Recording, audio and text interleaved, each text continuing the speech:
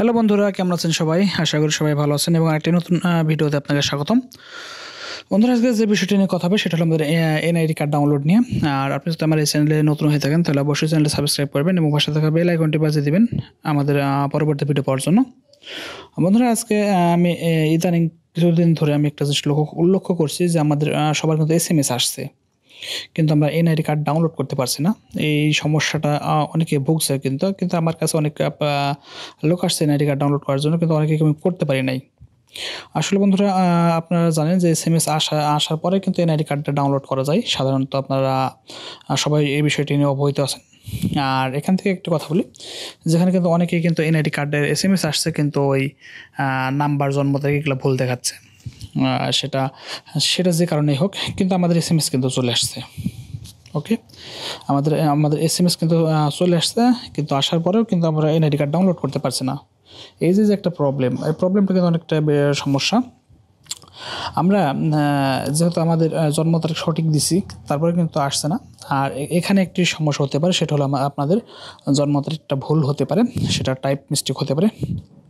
ওকে, আপনার type mistake হতে পারে বলতে মনে করেন যে হয়তো আপনি এখানে 28 দেখলেন, অথবা 14 দেখলেন, 24 হলো, অথবা 18, ওখানে আপনি 18 দেখলেন কিন্তু এখানে 14 এন্ট্রি করে দিল, এরকম কোনো মিস্টেক হতে পারে। আর এখান থেকে আপনি যদি আপনার উপজেলায় থেকে থাকেন, তাহলে আপনি আপনার উপজেলায় যে নির্বাচন অফিস আছে সেখানে গিয়ে আপনি যোগাযোগ করতে পারেন, এবং যোগাযোগ করলে আপনাকে তারা এই আপনার যে জন্ম তারিখটা আছে সেটা কিন্তু আপনাকে বলে দিবে। আর যদি আপনি আপনার উপজেলা থেকে বাইরে থাকেন, তাহলে কিন্তু আপনাকে, যেহেতু আপনার উপজেলায় যাওয়া সম্ভব হচ্ছে না, সেক্ষেত্রে আপনি কি করবেন?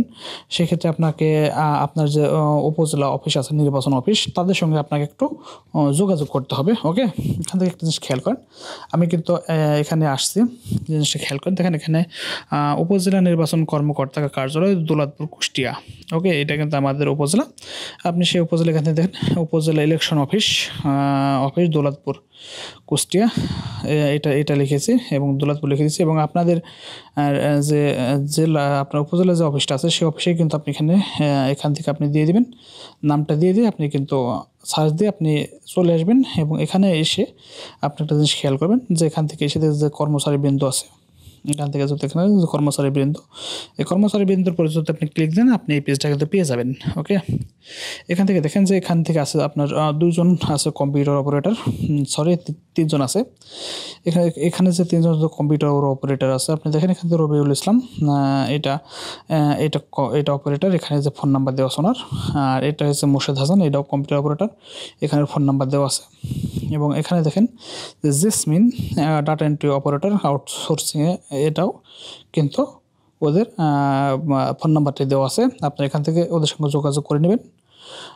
এবং আপনি দেখবেন যে অনেক সময় ফোন ধরে না, আপনারা শুক্র শনি বাদ দিয়ে ফোন করবেন এবং বেলা 5টার আগে ফোন দিয়ে দেবেন। ফোন দিয়ে কথা বলবেন, দেখবেন অনেক সময় ফোন ধরে না। আপনি একটুখানি সময় নিয়ে আপনি একটু ফোন দিবেন, কিছুবার সময় ফোন দিবেন, এবং পরে আপনি একটু ওনাকে বোঝায় বলবেন যে আমার এনআইডি কার্ডের এসএমএস আসছে, কিন্তু আমি এনআইডি কার্ডে ডাউনলোড করতে পারছি না, এখানে জন্ম তারিখ ভুল দেখাচ্ছে। আচ্ছা, ওনাদেরকে একটু জন্ম তারিখটা, আপনার এনআইডি নাম্বারটি বলে দিলে আপনার জন্ম তারিখ কত আছে সেটা আপনাকে বলে দিবে, তখন আপনি এনআইডি কার্ডটি ডাউনলোড করতে পারবেন। ওকে, আপনার এসএমএস আসার পরে যদি এনআইডি কার্ড ডাউনলোড না হয়, আপনি এই পদ্ধতিটা আপনি ব্যবহার করতে পারবেন। ওকে বন্ধুরা, আপনারা এভাবে এই এসএমএস আসার পরে যদি এনআইডি কার্ড ডাউনলোড না করতে পারেন, আপনি এই প্রসেসের মাধ্যমে গেলে আপনি এনআইডি কার্ডটি ডাউনলোড করতে পারবেন। ওকে বন্ধুরা, আজকে এই পর্যন্তই। দেখা হবে আবার অন্য কোনো ভিডিওতে। সে বন্ধু সবাই ভালো থাকেন।